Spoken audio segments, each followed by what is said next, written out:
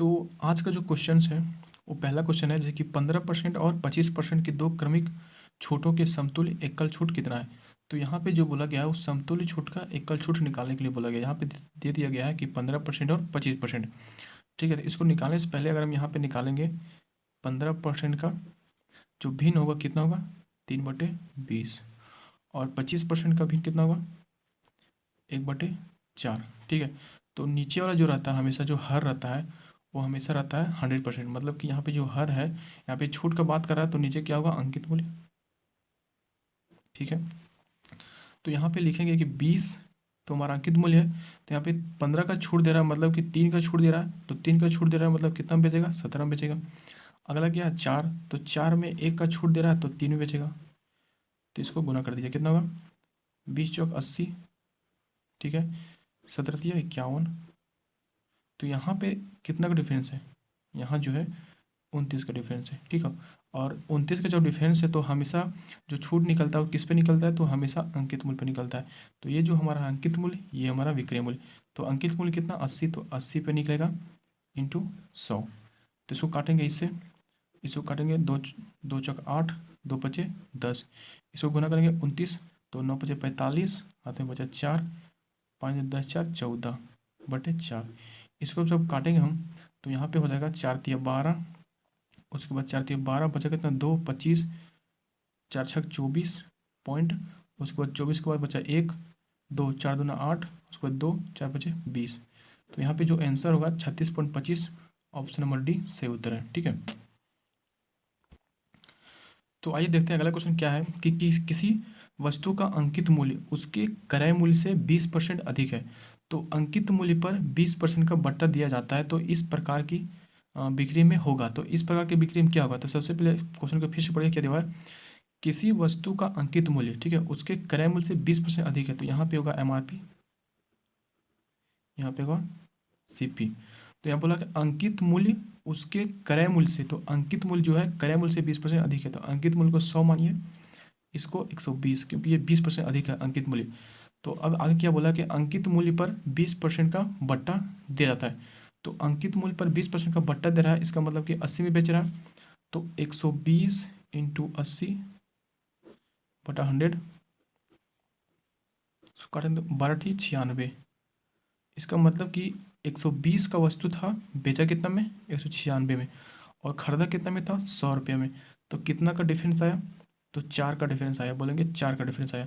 तो अब जब 4 का डिफरेंस आया तो हमेशा जो निकलता है क्रय मूल्य थी, लाभ या हानि जो निकलता है हमेशा CP पर निकलता है। ठीक है, तो 4 का यहाँ पे आया डिफरेंस, तो अब हमेशा निकलता है, तो 100 जो हमारा CP है इंटू 100। मतलब यहाँ बोलेंगे कि 100 रुपये का सामान 4 में बेचा, मतलब कि 4 का हानि हुआ, 4% का हानि हुआ। तो ऑप्शन नंबर 2 हो जो होगा B सही उत्तर होगा। तो आइए अगला क्वेश्चन क्या है कि कोई व्यापारी एक घड़ी 450 रुपये में खरीदता है। ठीक है, इसका सूची मूल्य मतलब अंकित मूल्य, ठीक है, इस प्रकार निर्धारित करता है कि 10% बट्टा देने के उपरांत उसे 20% का लाभ होता हो। इस प्रकार घड़ी का सूची मूल्य कितना होगा। तो यहाँ पे निकालना कि घड़ी का जो अंकित मूल्य है वो कितना था। ठीक है, तो यहाँ पे एक फॉर्मूला आपको बता रहे हैं, जैसे कि MP/CP इक्वल टू यहाँ पे होगा 100 प्लस माइनस P प्रॉफिट और लॉस, MP 100 माइनस डिस्काउंट। तो ये जो फॉर्मूला है, ये फॉर्मूला पिछले वीडियो में लिखा चुका हूँ। ठीक है, इसमें भी लिखा दे रहा हूँ। तो ये फॉर्मूला से ये क्वेश्चन बनेगा। ठीक है, यहाँ पे जो दिया हुआ कि कोई व्यापारी एक घड़ी को 450 रुपये में खरीदा, तो MP/CP या कितना दिया हुआ है 450। ठीक है, बराबर यहाँ पे जो दिया हुआ है 100 प्लस प्रॉफिट या फिर लॉस, तो यहाँ पे क्या हो रहा है प्रॉफिट हो रहा है, तो यहाँ पे होगा 120 बटा, उसके बाद क्या बोला यहाँ पे कि यहाँ डिस्काउंट वाला आएगा। ठीक है, डिस्काउंट कितना है, तो 10% का डिस्काउंट है। ठीक है, तो यहाँ पे कितना हो जाएगा 90। ठीक है, इसको काटेंगे, 3 चौक 12, 3 तिया 9। तो उसके बाद आप क्या करेंगे कि इसको काटेंगे इससे, कितना होगा 15। ठीक है, 15 45 और 0 इसको इससे गुना करेंगे, तो MP/150 इंटू 4, 15 चौक 60। मतलब उसका जो MP था, ठीक है, जो उसका सूची मूल्य था होगा 600, तो इसका जो ऑप्शन बी होगा सही उत्तर 600। के नीचे यहाँ पे MP बराबर 600, इसका उत्तर 600 ठीक है। अगला क्वेश्चन क्या है कि एक दुकानदार किसी कमीज को 7% बट्टे पर देता है, ठीक है, 7% बट्टे पर देता है। यदि उसने 9% बट्टा दिया होता तो उसे 15 रुपया कम लाभ होता, तो कमीज का अंकित मूल्य कितना है। सबसे पहले यहाँ पे देखेंगे कि कमीज का पहला बट्टा कितना है 7%, तो 100 में अगर 7% बट्टा दे रहा है तो कितना बेच रहा है, 93 बेच रहा है। उसके बाद दूसरा बट्टा कितना है 9%, तो 100 में अगर 9%, अगर वह क्या बोला कि उसने 9% बट्टा दिया, दूसरा बार कितना दिया 9%, मतलब कि 91 बेच रहा है।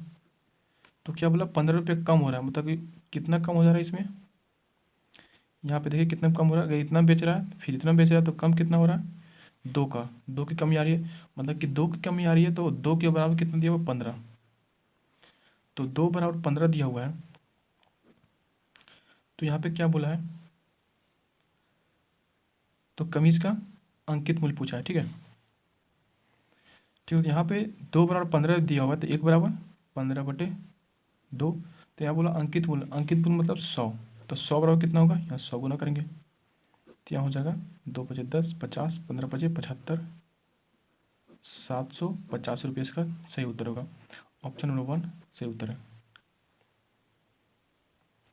फिर देखते हैं अगला क्वेश्चन क्या है कि घड़ी का अंकित मूल्य 3200 है, इसे दो क्रमिक बट्टों के साथ 2448 में बेचा जाता है। यदि पहला बट्टा 10% हो तो दूसरा बट्टा क्या है। तो इस तरह का क्वेश्चन करने के लिए सबसे पहले क्या है कि 3200 लिखिए, ये हमारा क्या है अंकित मूल्य, ठीक है, ये हमारा है MRP, ठीक है।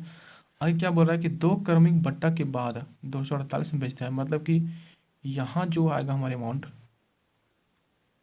उसके बाद यहाँ जो आएगा हमारे अमाउंट, तो दो क्रमिक बट्टा के बाद बेच रहा है, तो कितना बेच रहा है 2448 में बेच रहा है, मतलब कि लास्ट अमाउंट जो हमारा दिया हुआ है 2448 दिया हुआ है, ठीक है। तो पहला बट्टा मतलब कि यहाँ पे 10% दिया हुआ है, दूसरा बट्टा हमको निकालने बोल रहा है, ठीक है। तो पहला बट्टा हमारा 10% दिया हुआ है, तो दूसरा जो अमाउंट हमारा था जो विक्रय मूल्य है, ठीक है, दूसरा अमाउंट जो हमारा निकलेगा यहाँ पे वो हम निकाल सकते हैं इसके थ्रू। तो चलिए निकालते हैं। 3200 का 10% अगर बट्टा दे रहा है तो 90 बेच रहा है, इससे कटेंगे इससे, ठीक है। तो यहाँ पे होगा 0, 9 दूना 18 के 8, हाथ में 1, और 27 1 28, मतलब 10% बट्टा देने के बाद उसने 2880 रुपये में बेचा, ठीक है। अब यहाँ पे जैसे निकालें, ठीक है, उसी तरह यहाँ पे निकालेंगे, जैसे कि यहाँ पे जैसे निकालें उसी तरह यहाँ निकालेंगे, तो यहाँ पे घटाएंगे, कितना है, कितना का डिफरेंस है यहाँ पे, तो 2880 और 2448 डिफरेंस वाले निकालेंगे यहाँ पे, यहाँ 2 हो जाएगा, यहाँ पे बचा कितना 7 में 4 का 3 4, तो 432 का डिफरेंस आया, ठीक है। तो 432 का जब डिफरेंस आया तो इसका जो अंकित मूल्य, इसका इन दोनों का अंकित मूल्य कौन हो जाएगा, तो ये हो जाएगा, ठीक है, क्योंकि ये जो उसका अंकित मूल्य है उसी का बट्टा देके इतना बेच रहा है। जैसे कि यहाँ पे इसका मूल्य अंकित मूल्य ये था, तो 10% का बट्टा दिया, इतना भी बेचा, फिर जब इतना इसको हम अंकित मूल्य मानेंगे, ठीक है, इसको जब अंकित मूल्य मानेंगे उसके बाद जब इतना भी बेचेगा तो इसका अंकित मूल्य ये हो जाएगा, ठीक है। तो इसका जो डिफरेंस है अब 432, उसके बाद जो अंकित मूल्य नीचे लिखेंगे कितना है 2880 इंटू 100, ठीक है। इसको जब काटेंगे ये तो 144 दूनी 288, 144 दिया 432, 2 पंजे 10, 5 दिया 15, तो इसका जो दूसरा जो आया बट्टा परसेंट तो 15% आया, ठीक है। तो इसका आंसर होगा ऑप्शन नंबर 3 15%। अगर आप इसे एक और विधि से बनाना चाहते हैं तो जैसे कि हम लिखेंगे, यहाँ पे दिया हुआ है पहला बट्टा 10%, क्या है पहला बट्टा 10%, तो यहाँ पे लिख सकते हैं 10 से 9, ठीक है, क्योंकि 10% का होता है 1/10, तो 10 हमारा अंकित मूल्य है, 1 है बट्टा, तो 10 से 9, ठीक है। तो 10 से 9 जब हो गया हमारे ये पहला बट्टा, ठीक है। अब दूसरा बट्टा हमको पता नहीं है, ठीक है, एक्स वाई लिख दीजिए, ये है दूसरा बट्टा, ठीक है। अब यहाँ पे क्या करेंगे कि जो हमारा अमाउंट दिया हुआ है ये तो हमारा क्या है, ये अंकित मूल्य है और ये विक्रय मूल्य है। तो यहाँ पे लिखेंगे इसको नीचे 332, जहाँ पे विक्रय मूल्य है उसके नीचे लिखेंगे 3200, 3200 विक्रय मूल्य दी, सॉरी क्रय दी अंकित मूल्य, और यहाँ पे लिखेंगे विक्रय मूल्य 2448। अब इन दोनों को गुना करके बराबर इसको करेंगे, इन दोनों को गुना करके बराबर इसको करेंगे, ठीक है। तो चलिए करते हैं। 10x बराबर 3200 और 9y बराबर 2448। तो इसको काटेंगे, x का मान निकालेंगे, ये आया x का मान और यहाँ पे y का मान, इसको इसे काटेंगे तो यहाँ पे कटेगा 9 दूनी 18, ठीक है। 18 जब हुआ यहाँ पे तो कितना बचा 6, 64, 9 से 63, कितना बचा 1, 18, 9 दूना 18, तो 272। तो अब यहाँ पे आ गया 320, यहाँ पे आ गया 272। अब दोनों का डिफरेंस निकालिए, ठीक है। दोनों का डिफरेंस कितना होगा, तो दोनों का डिफरेंस होगा 272 और 320, 48 का डिफरेंस आएगा। तो 48 बटा यहाँ पे देखिए, यहाँ पे क्रय मूल्य कौन है, तो ये है x, तो x क्रय मूल्य कितना है 320, 320 इंटू 100, ठीक है। यहाँ काटेंगे इससे 16 दूना 32, ठीक है, और 16 दिया 48, 2 पंजे 10 और 5 दिया 15, तो इससे 15% हो जाएगा, ठीक है। ये है दूसरा मेथड, ये है पहला मेथड। जैसे कि अगला क्वेश्चन दिया होगा, किसी वस्तु के लिखित मूल्य पर 10% बट्टा देने पर 20% लाभ होता है। यदि बट्टा बढ़ाकर 20% कर दिया जाए तो लाभ प्रतिशत कितना होगा। तो यहाँ पे बोला किसी वस्तु का लिखित मूल्य माने तो MRP अंकित मूल्य। तो लिखित मूल्य कितना है 100 मान लेते हैं। यहाँ पे 10% का बट्टा दे रहा है, मतलब कि बेच कितना में रहा है 90 में बेच रहा है। तो 90 में बेच रहा है तो क्या बोला कि 20% का लाभ हो रहा है, तो 90 में ही उसको क्या हो रहा है 20% का लाभ हो रहा है। तो ये जो हमारा 20% का लाभ बोले तो 20 का रेशियो, तो हम भिन्न निकालेंगे तो 1/5 होगा। तो 1 का लाभ हो रहा है तब 5 से 6 हो जा रहा है, ठीक है। तो ये 90 जो है वो 6 के बराबर है।